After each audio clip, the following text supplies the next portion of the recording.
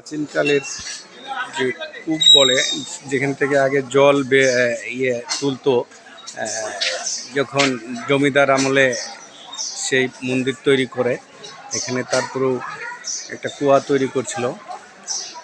এখান থেকে খাবার জল উঠাইতো এবং সেই জল দিয়ে পূজা করতো এবং মানুষজন খাইতো। আপনাদেরকে আবারও দেখার চেষ্টা করি। এই যে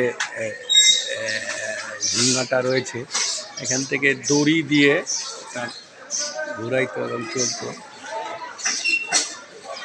যে আপনার বাইরের দৃশ্য, এটা ভিতরের দৃশ্য আপনার দেখার চেষ্টা করছি। কান্তজি মন্দিরের যে ভিতরের যে সাইডের মন্দিরগুলো রয়েছে, শিব মন্দির,